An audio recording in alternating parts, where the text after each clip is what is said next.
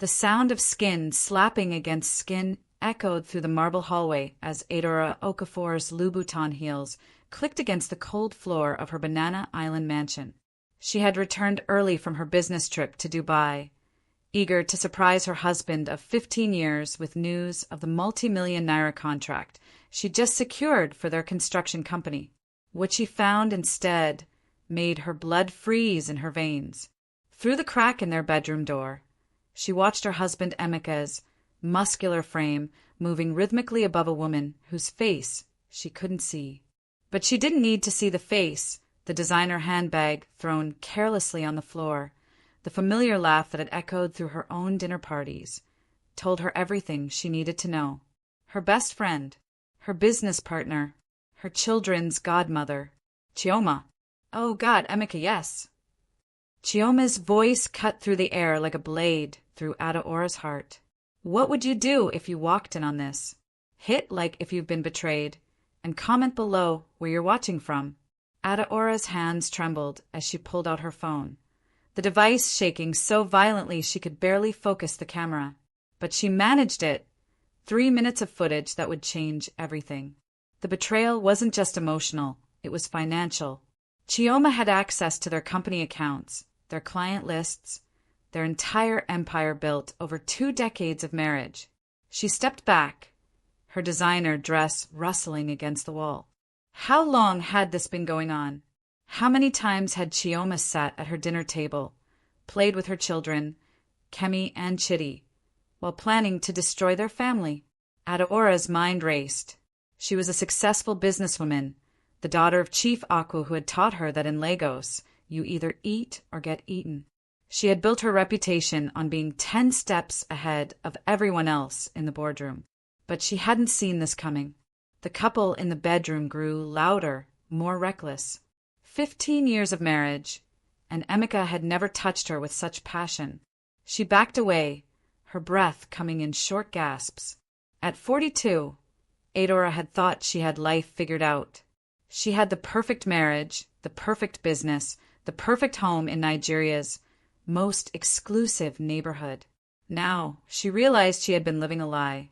Her phone buzzed with a text from Chioma. Missing you, sis. Can't wait for our meeting tomorrow to discuss the new hotel project. Love you. The audacity. The sheer, breathtaking audacity.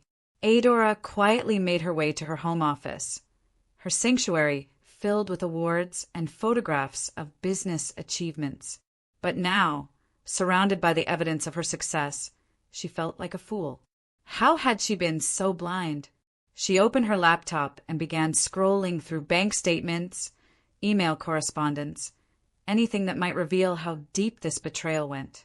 What she found made her stomach turn. Money transfers to accounts she didn't recognize, meeting schedules that didn't match what Chioma had told her, client contracts signed without her knowledge. This wasn't just infidelity in marriage. This was systematic theft. The bedroom had gone quiet.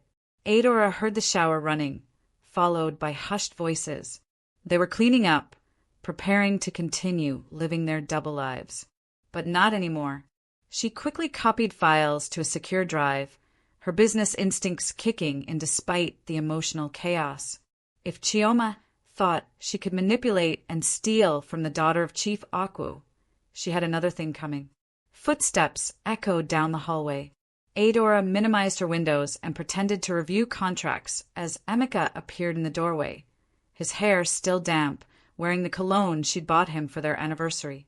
"Ada, you're back early," he said, his voice carrying just the right amount of surprise and pleasure. If she hadn't seen what she'd just witnessed, she would have believed his performance completely. "The meeting's finished ahead of schedule," she replied, her voice steady despite the storm raging inside her.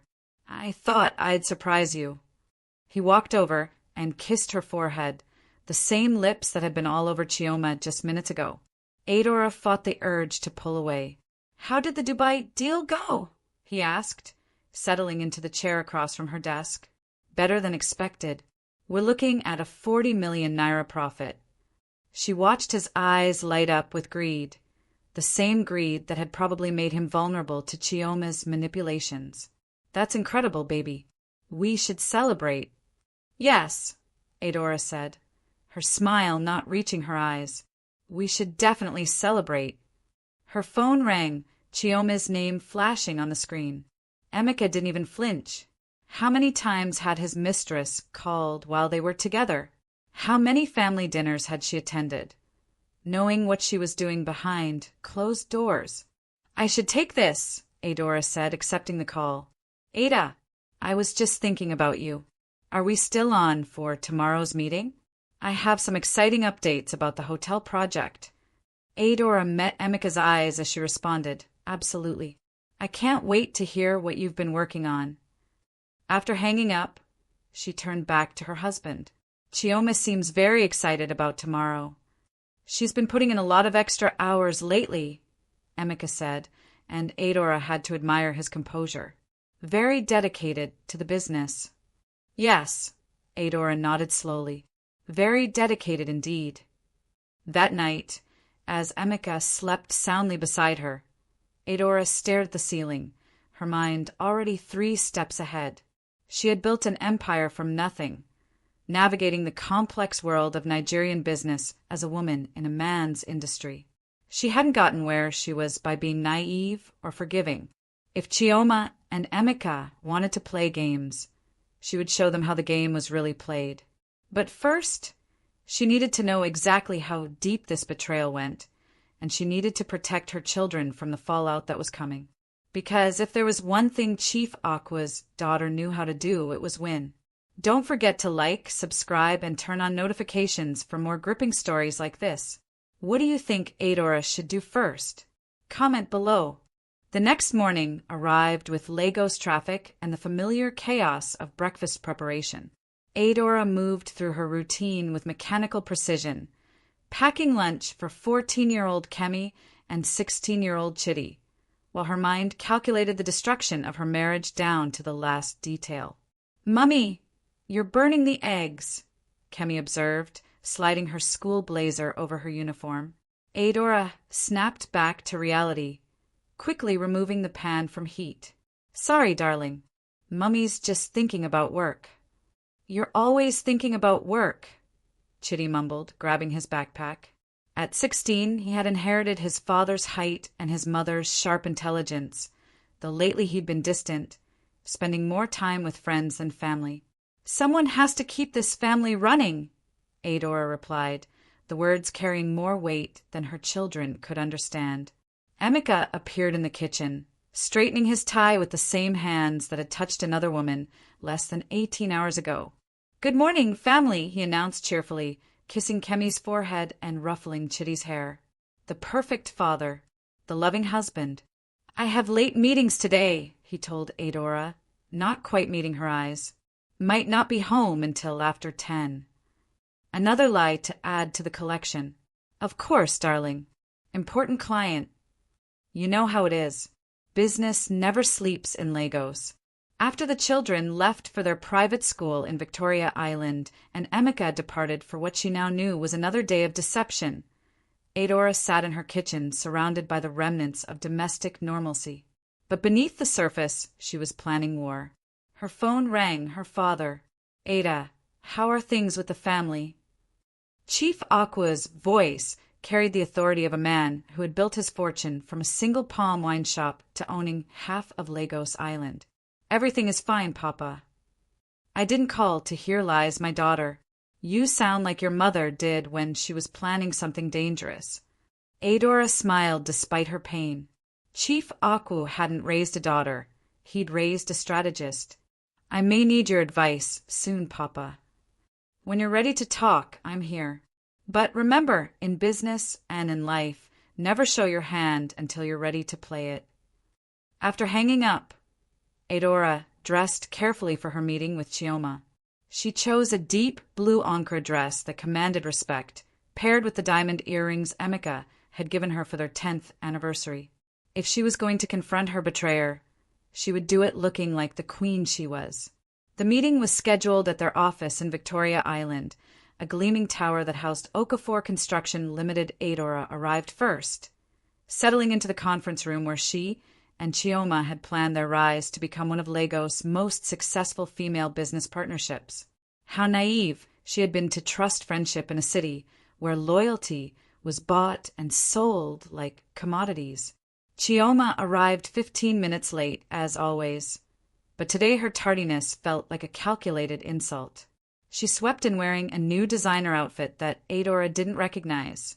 Expensive, sophisticated, and definitely not within the salary range of a junior partner. "Ada, darling."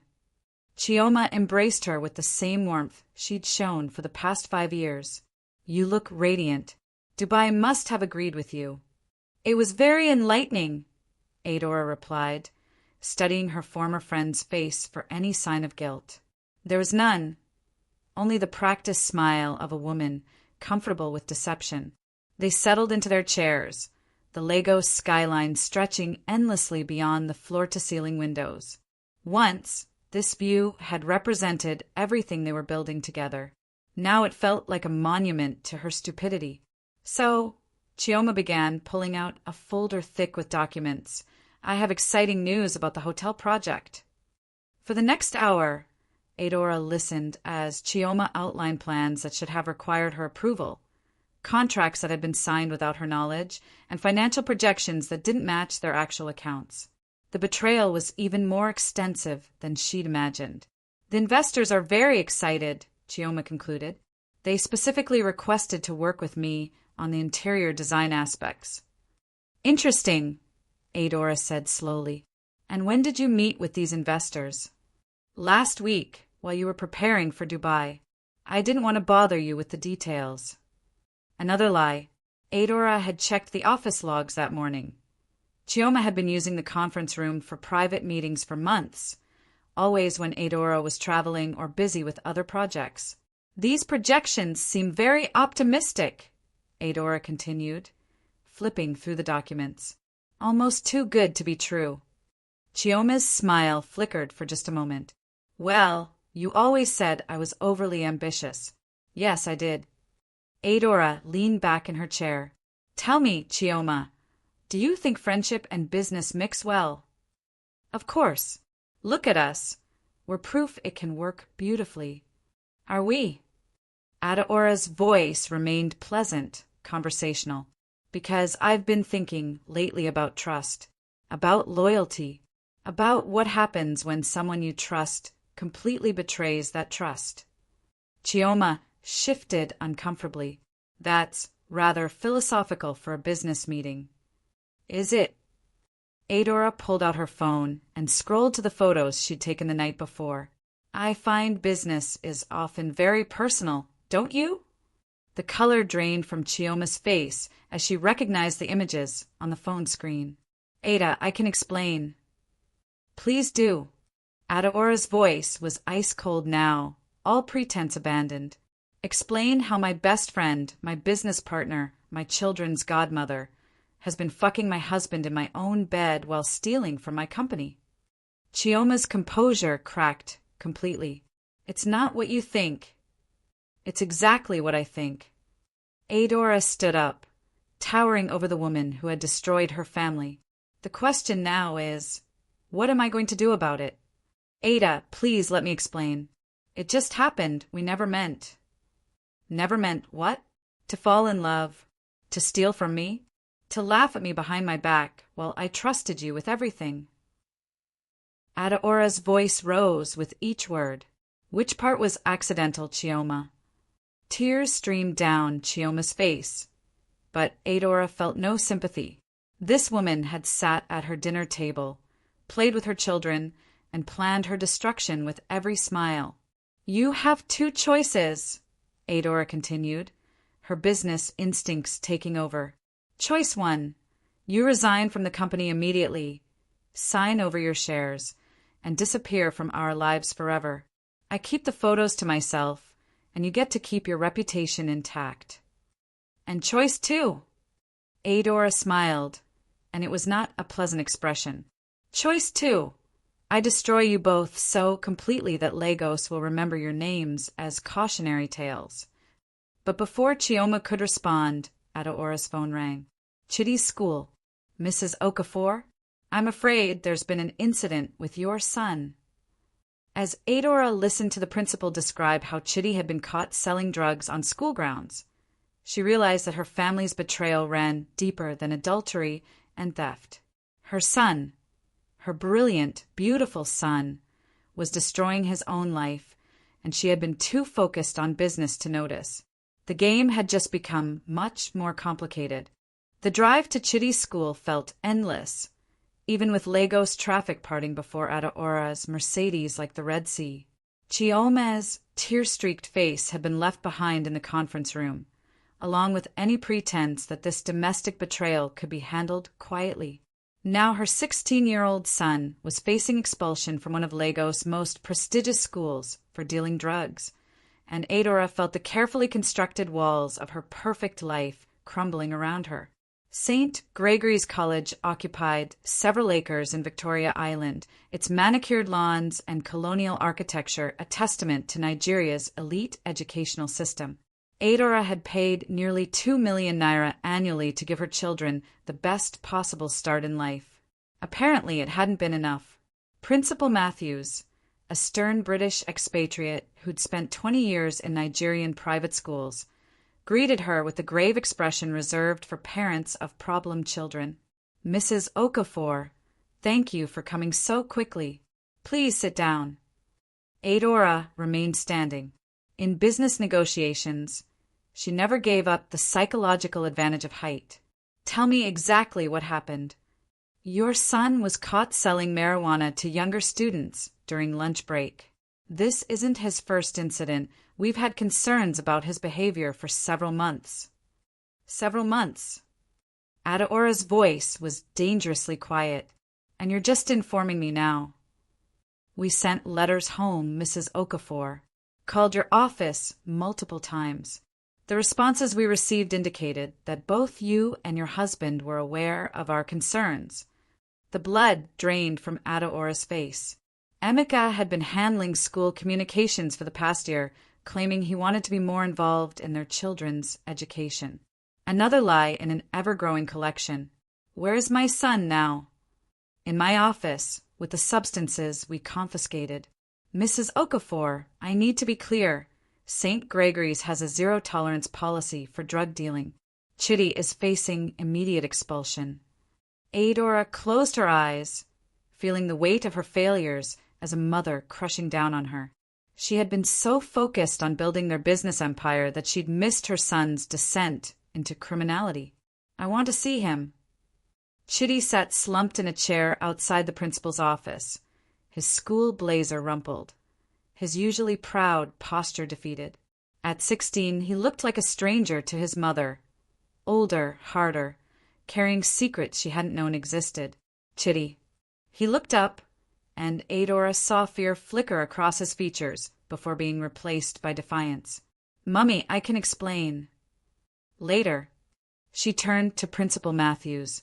What exactly was he selling and how much money was involved? "Marijuana, primarily. About 50,000 naira worth, according to our investigation. But Mrs. Okafor, the money isn't the real concern here. It's the influence on younger students, the corruption of our school environment." 50,000 naira. Her son had risked his entire future for the equivalent of pocket money in their household. The irony was devastating. Has he been using drugs himself? "We can't confirm that without medical testing, but his recent academic performance and behavioral changes suggest it's possible." Adaora looked at her son, really looked at him for the first time in months. The weight loss she'd attributed to his growth spurt. The mood swings she'd blamed on teenage hormones. The increasing isolation from family activities. How had she missed all the signs? "Principal Matthews, I need 24 hours before you file any reports with the authorities." "Mrs. Okafor, I'm afraid the decision to expel has already been made, and given the serious nature." 24 hours, Adaora repeated, her voice carrying the authority of someone accustomed to getting what she wanted. "My family has contributed significantly to this school's development fund over the years. Surely that earns us enough goodwill for 24 hours to address this privately. The principal hesitated. The Okafors were indeed major donors, and their business connections had brought other wealthy families to the school. 24 hours, Mrs. Okafor. But I can't prevent the other parents from hearing about this. Word travels fast in our community. In the car, mother and son sat in heavy silence as Adaora's driver navigated through evening traffic. Legos pulsed around them. Hawkers selling goods at red lights, Okada riders weaving between cars, the endless energy of 12 million people pursuing survival and success. How long? Adaora finally asked. How long what? Don't play games with me, Chitty. How long have you been dealing drugs? Her son stared out the window. 6 months, maybe 7. Why? You wouldn't understand. Try me. Chitty turned to face her, and Adaora was shocked by the anger in his eyes. When was the last time you and Daddy had dinner with us? When was the last time either of you asked about our day, our friends, our dreams? You're both so busy building your precious empire that you forgot you had children. The accusation hit harder than any business competitor's attack ever had. That's not fair, Chitty. Everything we've built is for you and Kemi. No, it's not. His voice cracked with emotion. It's for you. It makes you feel important, successful, powerful. But Kemi and I, we're just accessories in your perfect life. Adaora wanted to argue, to defend the sacrifices she'd made, the 18-hour days, the missed school events that had all been justified as building their family's future. But sitting in traffic, looking at her son's pain, she realized he might be right. The drugs, Chitty, where did you get them? Who taught you to sell them? Does it matter? I'm already expelled. It matters because I need to know how deep this goes.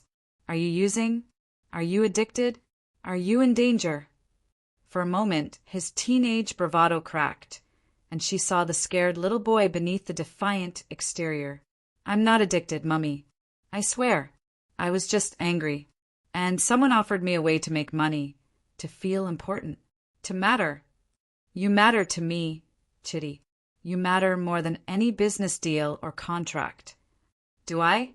Because from where I'm sitting, it feels like the only time you notice me is when I'm in trouble.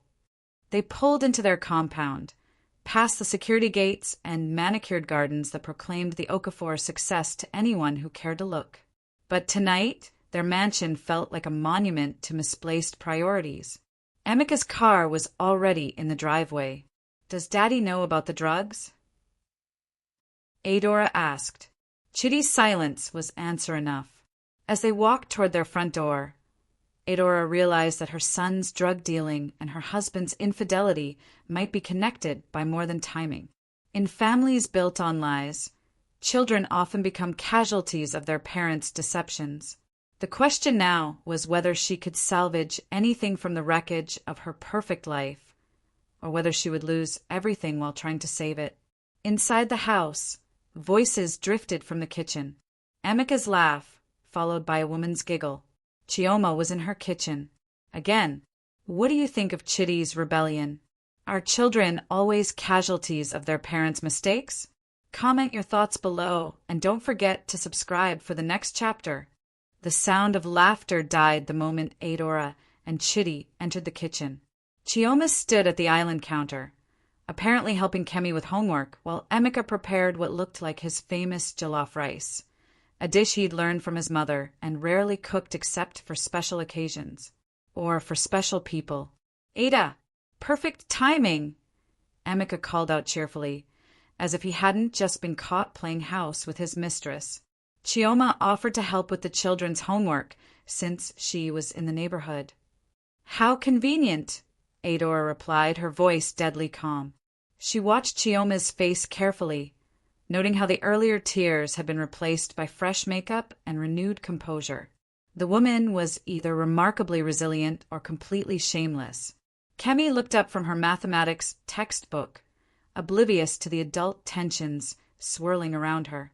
Mummy, Auntie Chioma was just explaining fractions to me. She's so much better at it than Daddy. I'm sure she is, Adaora said, noting how Chioma couldn't quite meet her eyes. "Kemi, darling, please take your homework upstairs. Chidi, you too." "But, Mummy." Now. Both children recognized the tone that meant no arguments.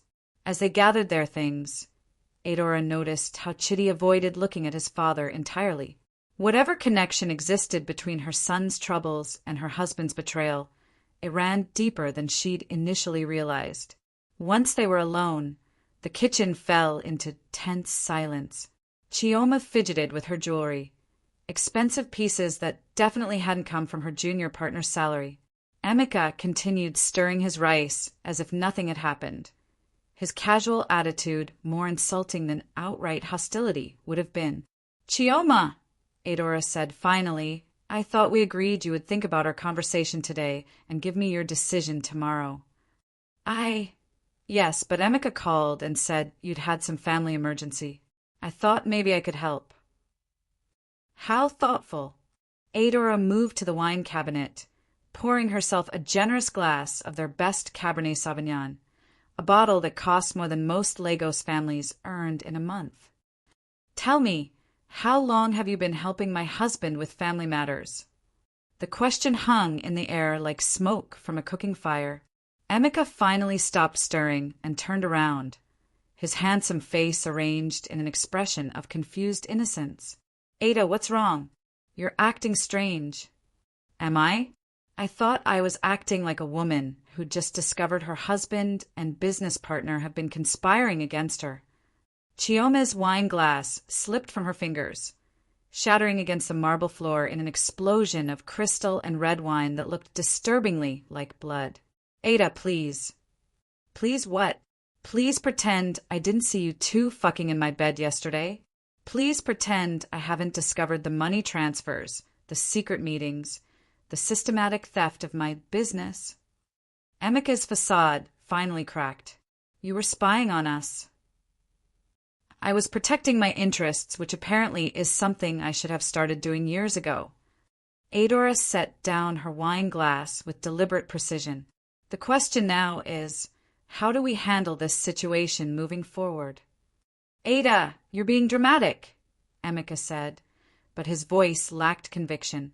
"Whatever you think you saw." "I have video evidence, Emeka. 3 minutes of high-definition footage that would destroy both your reputations permanently if it ever became public." The color drained from both their faces. "You're bluffing," Chioma whispered. Adaora pulled out her phone and played 10 seconds of audio, just enough for them to recognize their own voices in compromising circumstances. "Would you like to see the visual component as well? I find the angle particularly revealing." "What do you want?"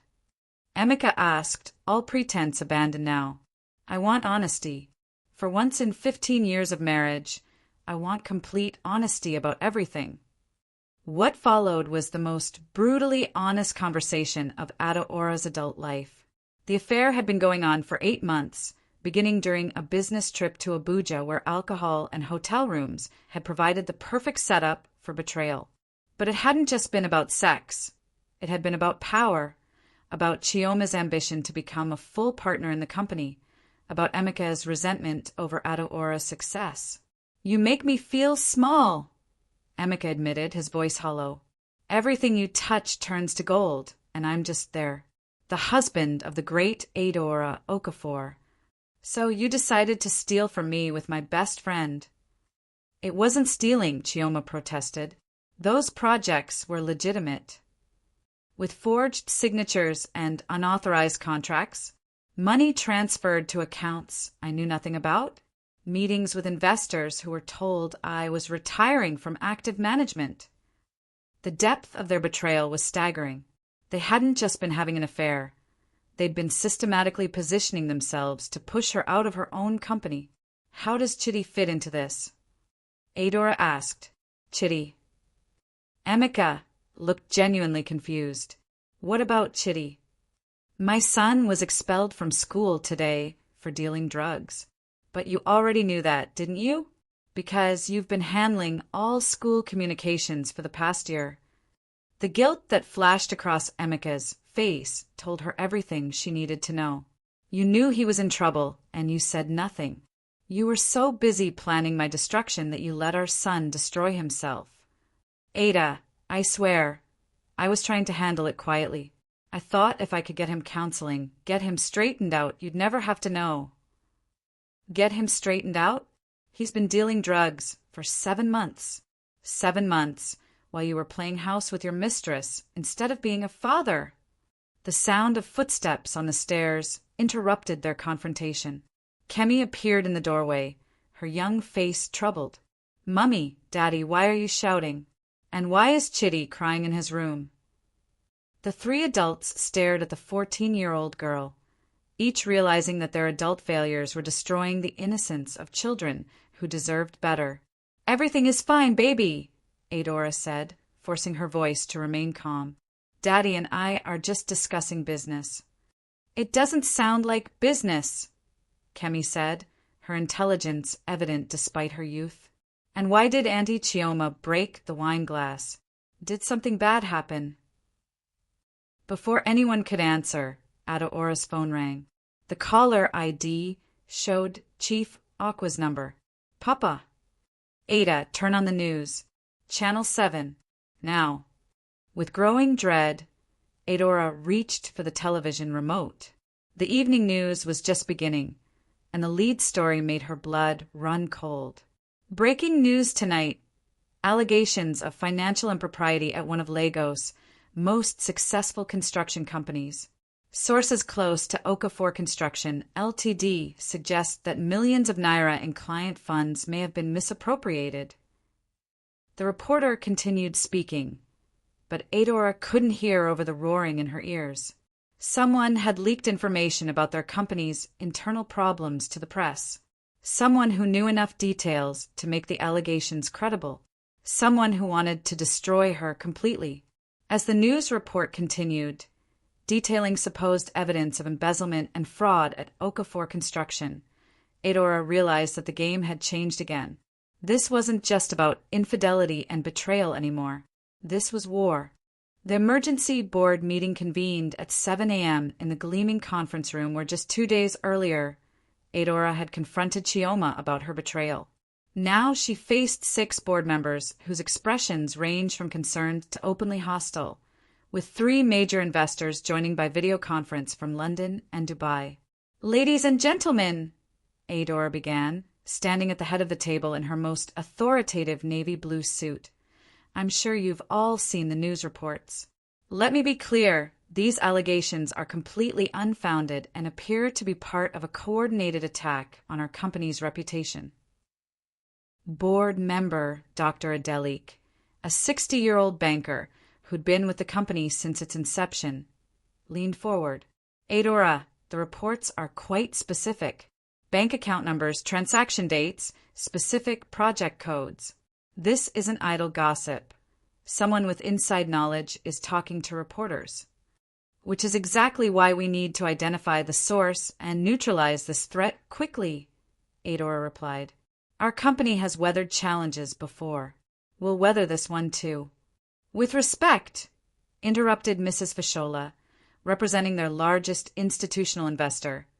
The allegations specifically mention irregularities in the hotel project that your partner, Chioma Nwosu, has been managing. Where is Ms. Nwosu this morning? Adaora's jaw tightened. Ms. Nwosu is temporarily unavailable due to personal matters. How convenient, muttered Mr. Ogbonna, the newest board member and someone Adaora had never fully trusted. The person most familiar with the questioned transactions is unavailable just when we need answers. What exactly are you implying, Mr. Ogbonna? I'm not implying anything. I'm stating facts. Channel 7's investigative report includes bank statements showing transfers from our client escrow accounts to Shell companies registered in Chioma Nwosu's name. Either she's embezzling funds or she's being set up. Either way, this company is liable for millions in missing client deposits. The room erupted in concerned murmurs. Adaora felt the walls closing in as she realized the full scope of what was happening. The news leak hadn't been random. It had been strategic, designed to implicate Chioma while making Adaora appear either complicit or incompetent. "I need to see these bank statements," Adaora said. Dr. Adelik slid a folder across the table. "They were delivered to my office anonymously last night, along with copies sent to all major news outlets and the banking commission." Adaora opened the folder and felt her heart sink. The documents were genuine. She recognized the account numbers and transaction codes. But the receiving accounts were indeed registered to shell companies she'd never heard of, all bearing Chioma's signature as the authorized signatory. "These signatures have been forged," she said immediately. "Perhaps," Dr. Adelik replied, "but proving that will take time we don't have. 3 of our biggest clients have already called this morning demanding immediate audits of their project accounts. The Transcorp Hotel renovation alone represents 40 million naira in client funds." Adaora's phone buzzed with a text message. "Unknown number. Check your email. Now." She excused herself and stepped out of the conference room to check her messages. What she found made her blood freeze. Photos of Chitty at school, clearly showing him exchanging small packages for money. A video of him meeting with older men outside their compound late at night. And worst of all, screenshots of text messages between Chitty and his dealer. Messages that implicated Emeka as not just aware of their son's drug dealing, but actively facilitating it. The email concluded, "Your son's freedom and your company's reputation are both in my hands now. Meet me at the 4 Points Hotel, room 412 at noon. Come alone, or watch everything you've built burn to the ground." It wasn't signed, but Adaora didn't need a signature to know who was behind this elaborate chess game. She returned to the board meeting with renewed composure, her mind already calculating her next moves. "Ladies and gentlemen, I appreciate your concerns, and I assure you that we will conduct a thorough internal investigation. However, I strongly suspect these allegations are part of a deliberate campaign to damage our company's reputation ahead of the new government contract bidding process." "You think this is corporate sabotage?" Mrs. Fashola asked. "I think timing is everything in business, and the timing of these allegations is suspiciously convenient for our competitors. Give me 48 hours to provide you with evidence of what's really happening here." "Adaora," Dr. Delik said gently, "you know we all respect what you've built here. But 48 hours might be too long. The Banking Commission is already asking questions, and if they freeze our accounts pending investigation..." "They won't freeze our accounts if we can demonstrate that we're victims of fraud rather than perpetrators of it." It was a gamble, but one Adaora had to take. If she could identify who was orchestrating this attack and gather evidence of their manipulation, she might be able to turn the situation around. If not, she would lose everything: her company, her reputation, and quite possibly her freedom. The board reluctantly agreed to give her 48 hours, but she could see the doubt in their eyes. Trust, once broken, was nearly impossible to rebuild in the cutthroat world of Lagos business. As the meeting dispersed, Adaora's phone rang. "Emeka, Ada, we need to talk. Now." "I'm busy saving our company from destruction." "What do you want?" "Someone called the house this morning. They know about Chitty. They know everything." "What did they want?" 5 million naira. Cash. By tomorrow night, or they release everything to the police and the press. Adaora closed her eyes, feeling the net tightening around her family. Whoever was orchestrating this had planned every move carefully, using her son's troubles and her husband's betrayal as weapons against her. Where are the children now? Kemi's at school. Chitty is with me. Ada, he's scared. Really scared. These people, they're not just criminals. They're professionals. For the first time since discovering the affair, Adaora felt genuine fear. Her business rivals were ruthless but predictable. This felt different, personal, vindictive, and far more dangerous. "Meet me at the house in 2 hours," she said. "And Emeka, don't contact Chioma.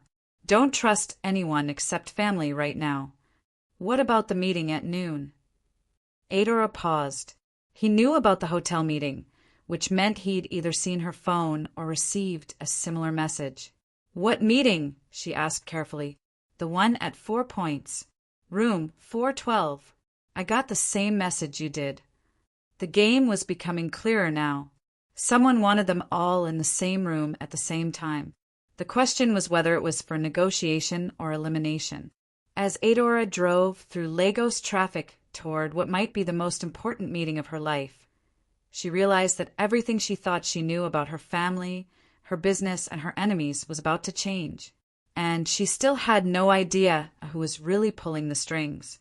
The 4 Points Hotel in Victoria Island represented everything Adaora both loved and hated about Lagos. Gleaming modern luxury built on a foundation of barely controlled chaos. As she walked through the marble lobby at exactly noon, her heels clicking against imported Italian stone, she felt like she was walking toward her own execution. Room 412 was on the executive floor, requiring a key card for elevator access. The fact that her mysterious opponent had arranged this meeting in such a secure location told her she was dealing with someone with significant resources and planning capability. She knocked on the door with more confidence than she felt. "Come in. It's open." The voice was female, familiar, and utterly shocking.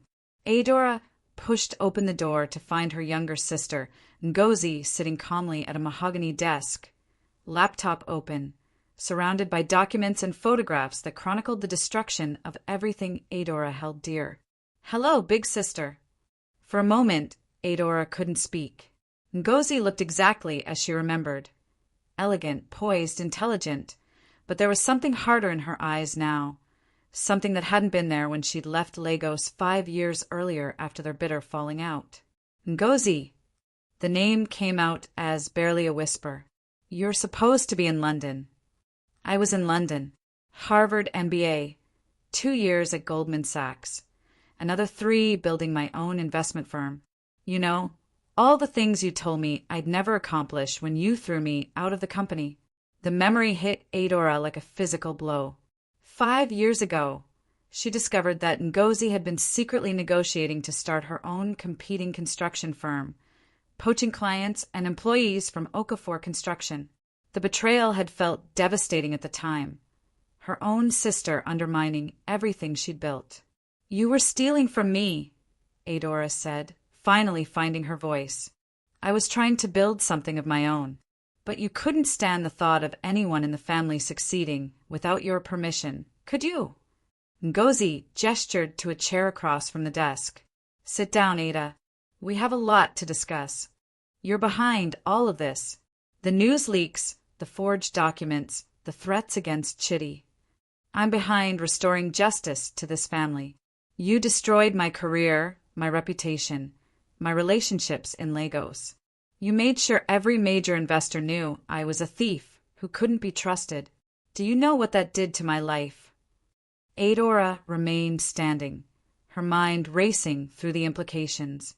"How long have you been planning this?" 5 years. 5 long years of building my resources, developing my network, learning everything I could about your business practices and your personal weaknesses. Ngozi opened a folder and began laying out photographs on the desk. "Did you know that your perfect husband has been embezzling money for 3 years? Small amounts, careful transfers, but consistent enough to fund a very comfortable lifestyle for his mistresses." "Mistresses? Plural." "Oh, Ada, Chioma isn't his first affair. She's just the first one you discovered. There have been at least 4 others that I've documented, each one carefully selected for their access to your business operations." The revelation hit Adaora like a series of physical blows. Her marriage hadn't just been betrayed, it had been systematically prostituted for business intelligence. And Chitty's drug dealing? Completely real, I'm afraid, though his supplier happens to be someone who reports to me. Your son was genuinely angry and acting out, but I made sure his rebellion served my purposes. Adaora finally sat down, the weight of her sister's elaborate revenge crushing her ability to remain standing. "What do you want?" "Justice, reparations, and your complete surrender." Ngozi pulled out a thick legal document. This is a transfer agreement. You will sign over 60% of Okafor construction to me. Pay me 50 million naira in damages for the harm you caused my career, and publicly acknowledge that you falsely accused me of theft 5 years ago. And if I refuse, then by tonight the police will have evidence of your son's drug dealing, complete with testimony from his supplier about how you and Emeka have been using him as a courier for adult criminal enterprises. The financial press will have documentation showing systematic embezzlement from client accounts. And social media will have high-definition video of your husband fucking your best friend in your marriage bed. The cruelty of it was breathtaking. Ngozi had weaponized every aspect of Adaora's life, her marriage, her business, her children, her reputation, and pointed them all at her heart. You're destroying an innocent child to get revenge on me. I'm giving a troubled teenager consequences for his actions while ensuring his mother finally faces consequences for hers. Chidi will be fine. Juvenile detention builds character. You should know. You always said adversity made the Aqua women stronger.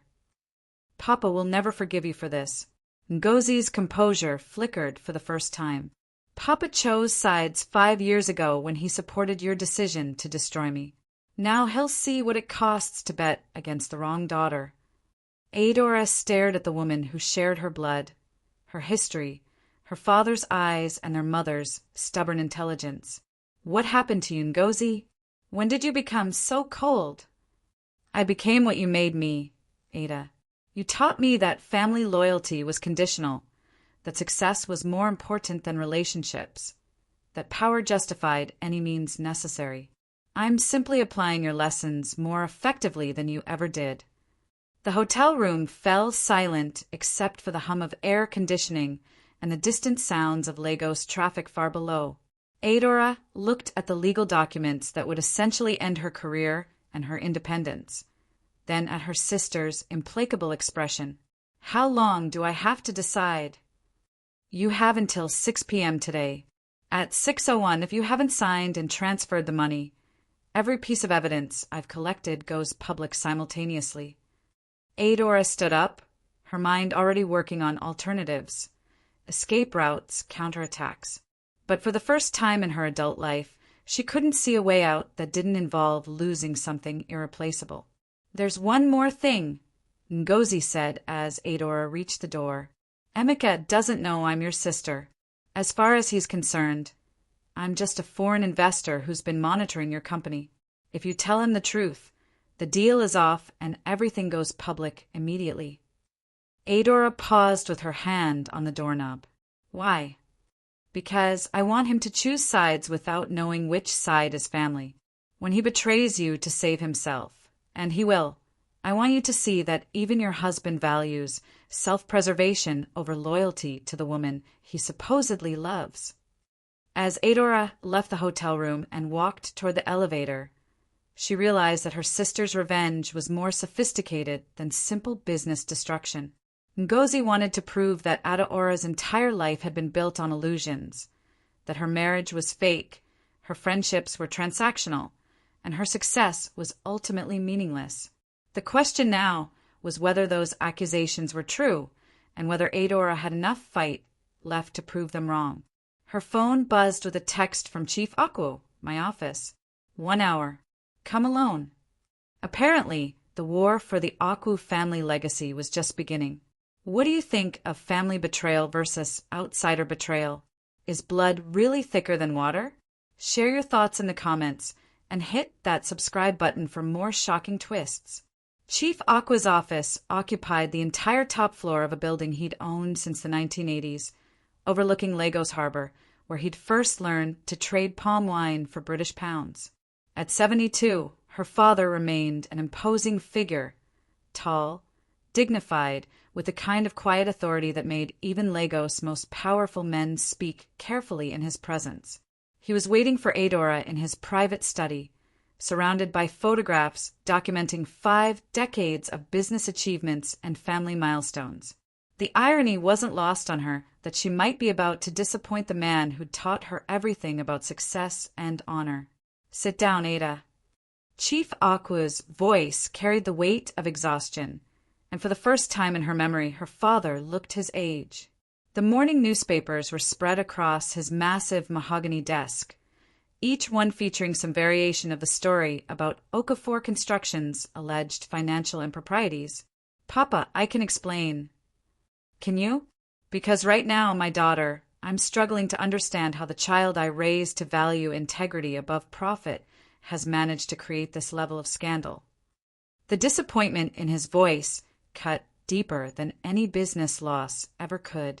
The allegations are false. Someone is orchestrating an attack against our family. I know the allegations are false. Chief Aku leaned back in his leather chair. I didn't build my fortune by being unable to recognize a setup when I see one. The question is, who has both the resources and the motivation to execute such an elaborate scheme? Adaora hesitated. Revealing Ngozi's involvement would mean admitting that the family's private conflicts had escalated into public warfare, potentially destroying whatever remained of their relationships. I'm still investigating that, she said carefully. Chief Aku studied her face with intensity that had made him legendary in negotiation rooms across West Africa. You're lying to me, Ada, and that concerns me more than any newspaper headline. Papa, your sister called me this morning. The words hit Adaora like a physical blow. Ngozi called you. She asked if I was ready to admit that I'd supported the wrong daughter 5 years ago. She said events today would prove that you were never worthy of the family legacy. Chief Aku's eyes narrowed. What did she mean by that? Adaora closed her eyes, realizing that her father had already deduced the truth. Chief Aku hadn't built his empire by missing subtle clues or failing to connect patterns. She's behind the attacks on my company. All of them. She's been planning this revenge for 5 years. And you discovered this when, an hour ago, she's demanding I sign over 60% of my company and pay her 50 million naira, or she'll destroy everything. My business, my marriage, Chitty's future. Chief Aku was quiet for a long moment, staring out the window at Lagos Harbor, where cargo ships from around the world brought goods to Nigeria's economic capital. Tell me about your son's troubles. How did you? Ada, I have known about Chitty's drug dealing for 3 months. I have been waiting for you or Emeka to come to me for help, for guidance, for support. Instead, you both chose to handle it privately, to protect your reputations rather than protect your child. The accusation stung because it was accurate. We were trying to keep it quiet, to get him help without destroying his future. By letting him continue dealing drugs while you focused on business deals? By allowing Emeka to manipulate the situation instead of addressing it directly? Chief Aku's voice rose slightly. That child has been crying for attention, for structure, for parents who prioritize his well-being over their public image. I've been building something for him, for Kemi, for all of us. You've been building monuments to your own ego while your family fell apart around you. Chief Aku stood up and walked to the window. Ngozi understood that about you 5 years ago, and she's using it against you now. So you think she's right? You think I deserve this? I think you created the conditions that made this possible. Ngozi's methods are inexcusable, but her grievances aren't entirely unfounded. The betrayal of her father's support felt like the final collapse of everything she'd believed about family loyalty. Papa, how can you say that? After everything I've achieved, everything I've built. What have you built, Ada? Really? Chief Aku turned to face her. You have a company that's currently under investigation for fraud. A marriage built on lies and maintained through willful ignorance. Children who are either criminally involved or emotionally neglected. And a sister who hates you enough to spend 5 years planning your destruction. Each word was a surgical strike against her self-image, her identity, her sense of accomplishment. Your mother, Chief Aku continued softly, used to say that success without family was just expensive loneliness. I think she would be heartbroken to see what we've all become. So what do you suggest I do? Surrender everything to Ngozi? Let her win. I suggest you decide what you're really fighting for. If it's just money and prestige, then perhaps Ngozi deserves to win. But if you're fighting for your family's future, for your children's well-being, for principles that matter more than profit, then we have work to do. Adaora felt something shift inside her, a clarity that had been missing since she'd first discovered Emeka's betrayal. What kind of work? Chief Okwu smiled for the first time since she'd arrived. The kind of work that requires you to stop thinking like a victim and start thinking like a warrior. But first, you need to make some very difficult choices about what and who you're willing to sacrifice to protect what truly matters. What do you mean? I mean that saving your company might require destroying your marriage. Protecting your children might require sacrificing your pride. And defeating your sister might require admitting that she wasn't entirely wrong about you. Before Adaora could respond, Chief Okwu's phone rang. He listened for a moment, then looked at his daughter with an expression of grim concern. That was my contact at the Banking Commission. They're freezing all Okafor construction accounts pending investigation. You now have approximately 6 hours before your company becomes insolvent. The noose was tightening and time was running out. Papa, I need your help. Then you'll have it. But Ada, this time we do things my way, with complete honesty and no concern for appearances. Are you prepared for that? Looking into her father's eyes, Adaora realized that everything she thought she'd known about power, family, and survival was about to be tested in ways she'd never imagined. Yes, Papa. I'm ready. Good. Then let's go to war. The war room was Chief Okwu's private conference facility, a soundproof space in his building's basement where Lagos' most sensitive business deals had been negotiated for decades. By 3 p.m., Adaora found herself surrounded by an unlikely council of war. Her father, his longtime lawyer Barrister Williams, a former police commissioner named Vincent Okoye, and most surprisingly, Dr. Sarah Adelik, the board member she'd assumed was plotting against her. Before we begin, Chief Okwu announced, everyone in this room needs to understand that we're not just fighting for a business. We're fighting for the future of a family that's been systematically destroyed by pride, betrayal, and revenge. The methods we discuss here will be aggressive and potentially dangerous. Dr. Adelik leaned forward. Adaora, I need you to know that I've been investigating irregularities in your company accounts for 6 months, but not for the reasons you think. Someone has been using sophisticated financial manipulation to make legitimate transactions appear fraudulent. I've been trying to identify the source. You've been helping me without my knowledge. Your father asked me to watch out for you after your sister left Lagos. We suspected she might try something like this eventually.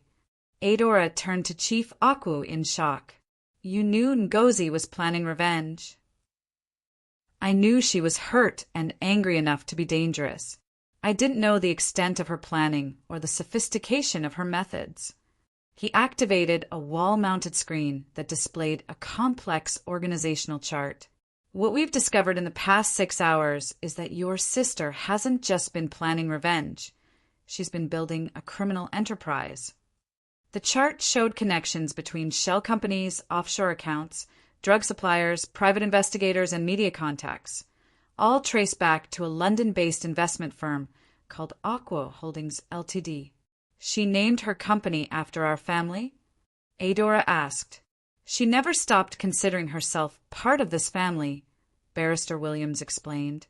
This entire operation is designed to reclaim what she believes is rightfully hers, not just money, but recognition, respect, and her father's approval.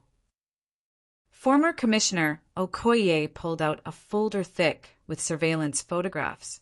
Your sister has been operating in Lagos for 3 months under false documentation. She's been directly managing your son's drug supplier, your husband's affairs, and the media campaign against your company. But she's also violated several international laws in the process. What kind of violations?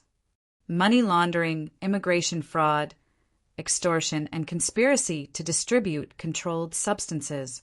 If we can prove her involvement in Chitty's drug dealing, we can have her arrested and extradited. The room fell silent as the implications sank in. They weren't just talking about business competition anymore. They were talking about sending Adaora's sister to prison. There's another option, Dr. Adelik said quietly. We could give her what she wants. Absolutely not. Chief Aqua's voice was steel. Ngozi has crossed lines that can't be uncrossed. She involved children in adult conflicts. She's destroyed lives for personal satisfaction. This isn't about business anymore, it's about justice. But if we destroy her, Adaora said slowly, we destroy any chance of ever being a family again. Ada, her father said gently, that chance died 5 years ago when pride became more important than love for both of you. Now, we're just deciding whether she takes everyone down with her. Adaora's phone buzzed with a text from Emeka. Emergency at home. Come immediately. I have to go, she said, standing up. Ada, it's almost 4 p.m. You have 2 hours before Ngozi's deadline. Then we better hope whatever's happening at home is worth the risk. The drive to Banana Island felt endless despite Lagos traffic, mysteriously cooperating for once. Adaora arrived to find police cars in her driveway and neighbors gathering on the street. Drawn by the spectacle of law enforcement at one of the area's most prestigious addresses. Inside, she found Emeka sitting at their kitchen table across from 2 stern-looking detectives, while Kemi huddled in the corner, looking terrified. Mrs. Okafor, the lead detective stood as she entered. I'm Detective Inspector Adamu. We need to discuss your son's whereabouts. Chitty isn't here. Your son failed to report for his mandatory check-in with his probation officer this afternoon. According to school records and witness statements, he was last seen leaving the compound with 2 unidentified men around noon. Adaora felt the world tilt on its axis. What probation officer? What are you talking about? Detective Adamu consulted his notes. Your son was released on bail yesterday after being charged with drug dealing. The bail conditions included daily check-ins and house arrest, except for school attendance. She looked at Emeka, who couldn't meet her eyes. You had him arrested and didn't tell me?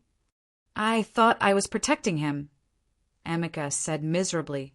The lawyer said if he cooperated, they might reduce the charges. What lawyer? What cooperation? The lawyer said Chitty could get immunity if he testified about who was supplying him drugs, who was using him to move money around.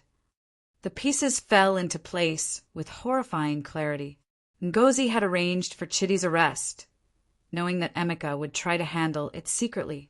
Now she had their son, and his disappearance would be the final pressure point to force Adaora's surrender. Detective Adamu's radio crackled with an incoming message. After listening, he turned back to the family with a grim expression. Mrs. Okafor, we just received a call from someone claiming to have your son. They're demanding to speak with you directly. He handed her his radio. Ada. Ngozi's voice came through clearly, calm and controlled. I hope you're ready to discuss terms. Where is my son? He's safe, for now.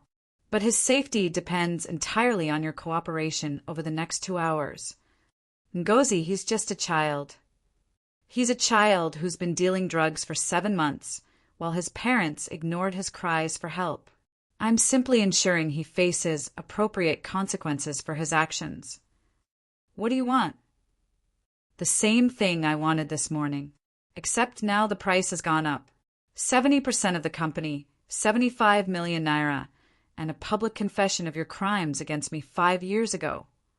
And if I refuse, then your son learns what happens to young drug dealers in adult prisons. The hard way. The line went dead, leaving Adaora staring at the radio while her world collapsed around her. She had exactly 90 minutes to choose between saving her son and destroying her sister. And for the first time in her life, she had no idea what the right choice looked like. The abandoned warehouse in Apapa industrial estate had been chosen carefully, isolated enough for privacy, large enough for the dramatic confrontation Ngozi clearly craved, and close enough to Lagos Harbor that screams would be muffled by container ship horns and diesel generators. Adaora arrived at exactly 6 p.m., carrying a briefcase containing the signed transfer documents and authorization codes for a 75 million naira wire transfer.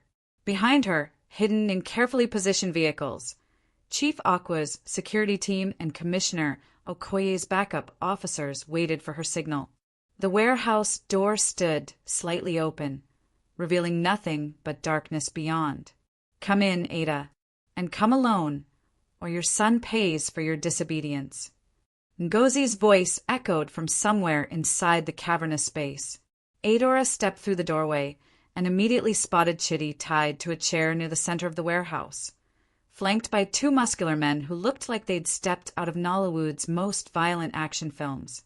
"Mummy," Chidi called out, his voice cracking with fear and relief. "I'm here, baby. Everything's going to be okay." "Is it?" Ngozi emerged from the shadows wearing an elegant black dress and heels, looking like she was attending a cocktail party rather than orchestrating a kidnapping. "Because from where I stand, nothing has been okay in this family for 5 years." Adaora raised the briefcase. "I have what you wanted.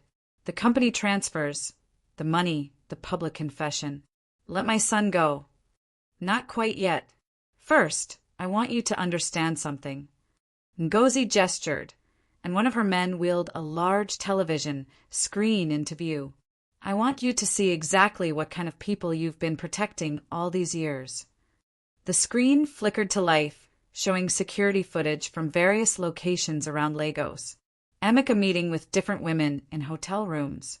Chioma signing documents while sitting in what was clearly Adaora's own office chair.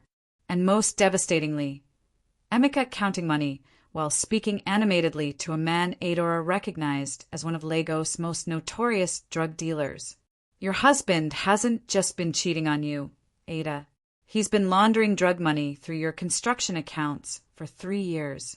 Every project you've been proud of, every success you've celebrated, has been built on blood money from criminals who destroy families like ours."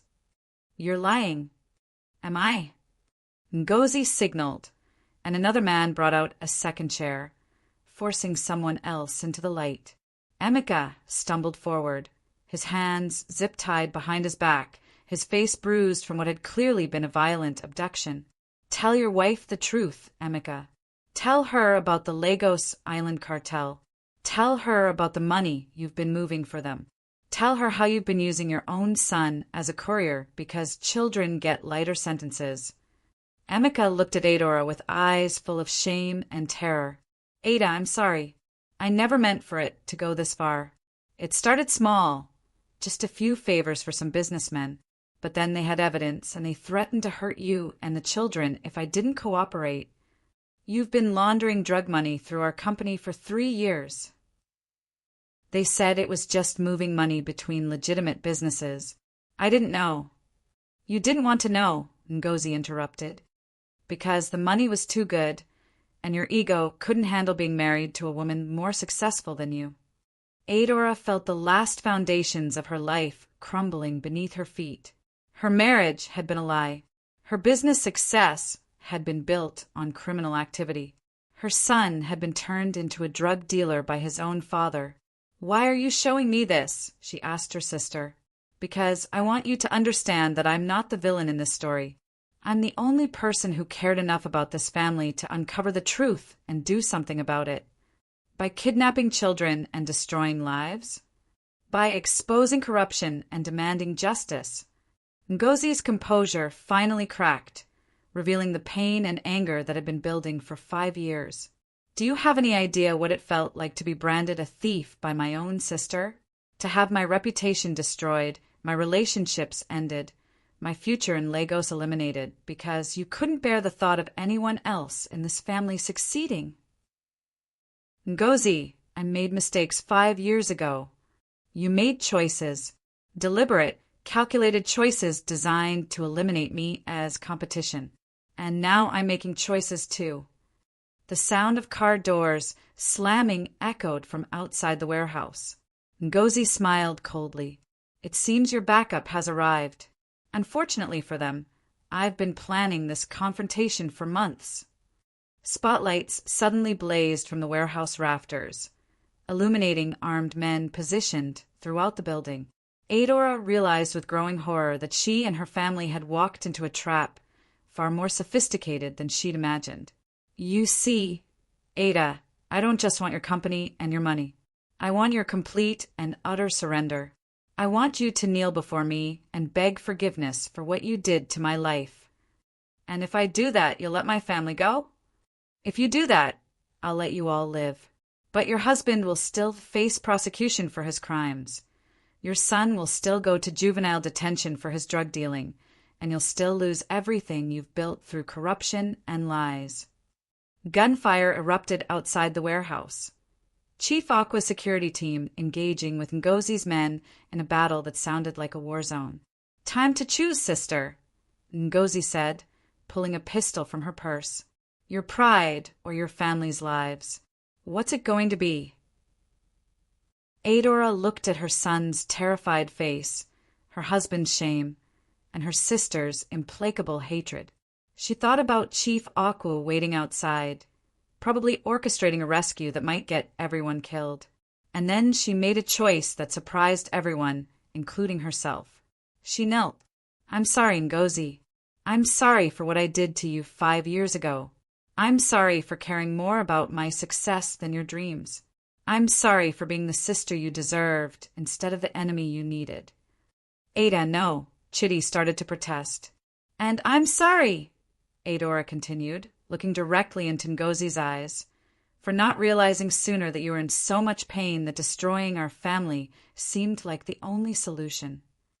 For a moment, Ngozi's hand shook, and Adaora saw not a criminal mastermind, but a hurt young woman who'd spent 5 years nursing wounds that had never been allowed to heal.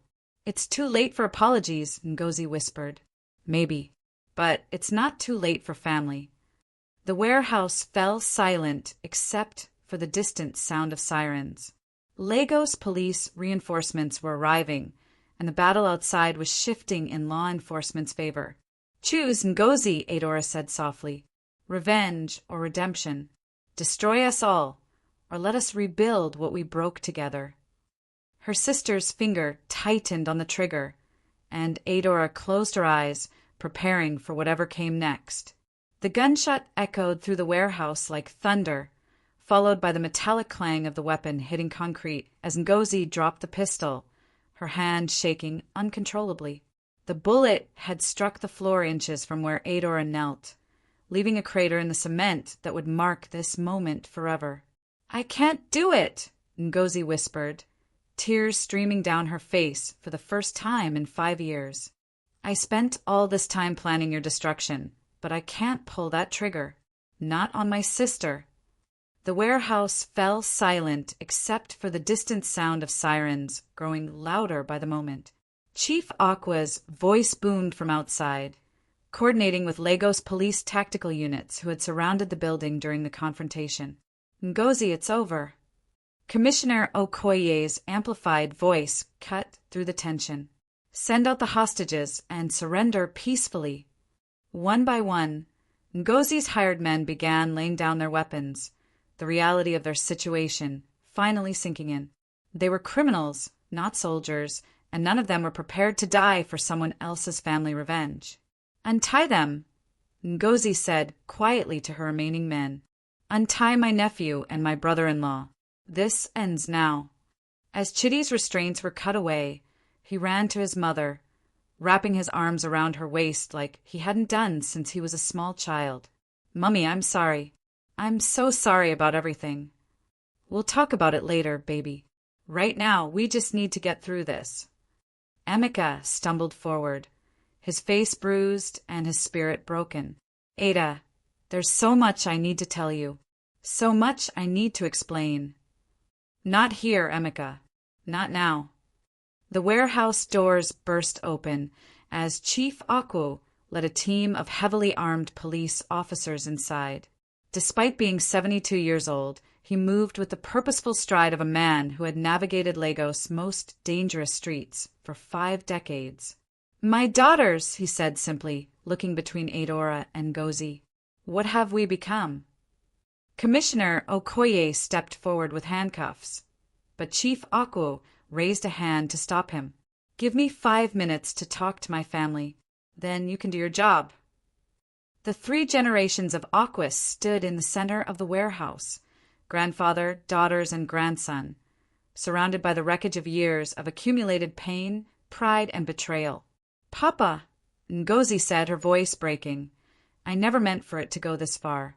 I just wanted you to see that Ada wasn't perfect, that she made mistakes too. And instead you became something none of us could have imagined," Chief Akwu replied. "My brilliant daughter, my pride and joy, turned into someone who would kidnap her own nephew to prove a point. I protected him." Ngozi protested. "He was never in any real danger. I was trying to save this family from itself." "By destroying it completely?" Adaora stepped forward. "Ngozi, you've torn apart everything our parents built. Everything we were supposed to inherit together. What we were supposed to inherit." Ngozi's anger flared one last time. "You took my inheritance when you branded me a thief and drove me out of Lagos. You made sure I could never come home with dignity, never rebuild what we should have built together."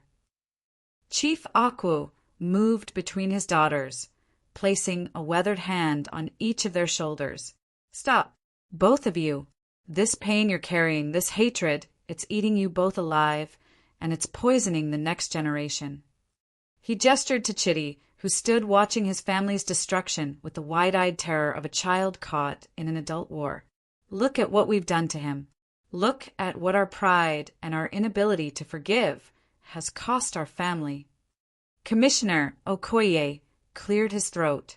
"Chief Akwu, I hate to interrupt, but we need to process the arrests. The media is already gathering outside and—" "I know, Vincent. Just give me 2 more minutes."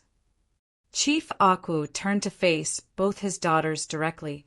"Ada, you will cooperate fully with the investigation into your company's finances. If there's been money laundering, if there's been corruption, you will face those consequences with dignity and take responsibility for what happened under your watch."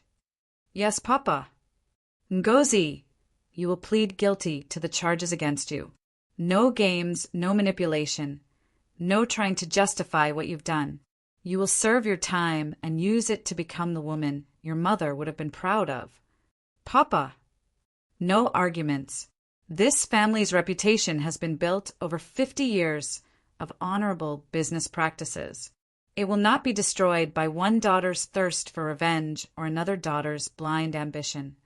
The old man's voice carried the authority of someone who had survived military coups, economic crashes, and the countless challenges of building wealth in a nation where success often came at the price of integrity.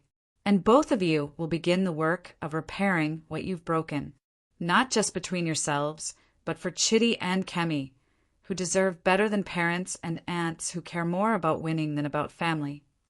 Paramedics entered the warehouse, tending to minor injuries and checking everyone for shock. As Ngozi was finally handcuffed and led toward police transport, she stopped beside Adaora. "Ada, the things I said about forgiveness, I meant them. I don't know if I can forgive you yet, but I want to learn how. Then we'll learn together. After you've served your time, after I've cleaned up this mess, we'll figure out how to be sisters again. If I can ever face you again after what I've done." "You're my sister, Ngozi. That doesn't change because you made terrible choices. It just means we have harder work to do."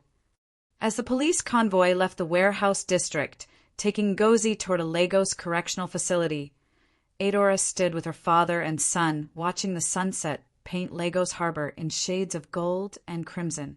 "What happens to our company now, Papa?" "We rebuild it honestly. Smaller, perhaps, but clean. We focus on projects that help people instead of projects that just make us rich." "And Emeka?" "Emeka will face whatever consequences his choices have earned him. But that's not your responsibility anymore, Ada. Your responsibility is to your children and to rebuilding trust with the people who still believe in you. 6 months later, Adaora received her first letter from Ngozi in prison. Ada, they have a library here, and I've been reading books about family psychology, about trauma, about how pain gets passed down through generations if we don't do the work to heal it. I think I understand now why I became so angry, why I needed to hurt you to feel powerful. It doesn't excuse what I did, but it helps me see a path forward. The counselor here says forgiveness isn't about forgetting what happened. It's about choosing not to let the past control our future. I want to choose better. I want to be worthy of being your sister again. Love, Ngozi. Today, 2 years after the warehouse confrontation, Adaora runs a smaller version of Okafor Construction that specializes in affordable housing for Lagos families. Chidi, now 18, works with the company during school breaks and has been drug-free for 20 months.